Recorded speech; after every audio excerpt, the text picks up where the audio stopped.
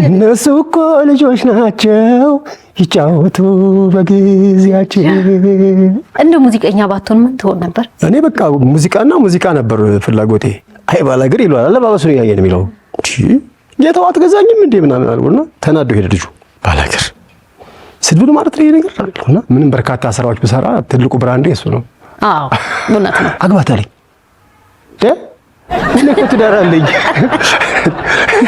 በጣም የምታምር ሚስት አለችኝ። ከፍቼ ላሳየ እዚህ ውስጥ ምን ለማለት ፈልገህ ነው ስለው መኪናዬ ውስጥ አንተ ነህ አለኝ።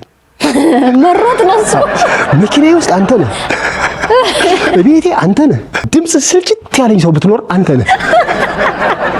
እንደ ገብሱ ዛላ የኔ ዓለም ፀጉሯ ተጎንጉኖ መላው ሰውነቷ የኔ ዓለም በመውደድ ተገኝቷል።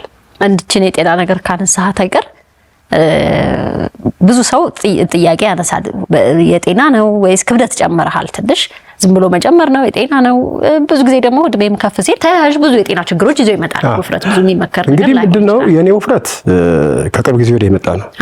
ምንድነው የሆነው? በእናቴ ወገን በአያቴ ባሳደገችኝ በአያቴ በጣም ወፍራሞች ናቸው። ወፍራም ነን። የዘር አለ፣ እሱ ሆርሞን አለ። ከሱ ውጪ ግን የራሴም ስንፍና አለ። ስንፍና በቃ የራሴ ስንፍና አካላዊ እንቅስቃሴ አለማድረግ፣ እረፍት ማብዛት፣ አለመንቀሳቀስ በቃ ስራ ሲኖር ብቻ ነው። እኔ ከዛ ውጪ ጓደኞቼ ጋር ቁጭ ብዬ መጫወት መሳቅ ምናምን ነው በቃ አለኝ።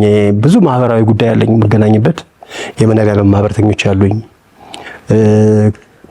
እዚህ ደግሞ የዛሬ 33 ዓመት ጓደኛ አለኝ አብሮኛ የሚኖር ማለት የሚጠይቀኝ እየመጣ ኃይለ ጊዮርጊስ ይባላል። እሱ ጋር እንገናኛለን እና ከጓደኞቼ ጋር መጫወት፣ ስራ ከሌለ መጫወት ነው የምወደው እኔ በቃ ሳቅ፣ ጨዋታ፣ ቁጭ ብሎ እንቅስቃሴ በቃ ስንፍናዬ ነው፣ የራሴ ስንፍና ነው ያወፈረኝ።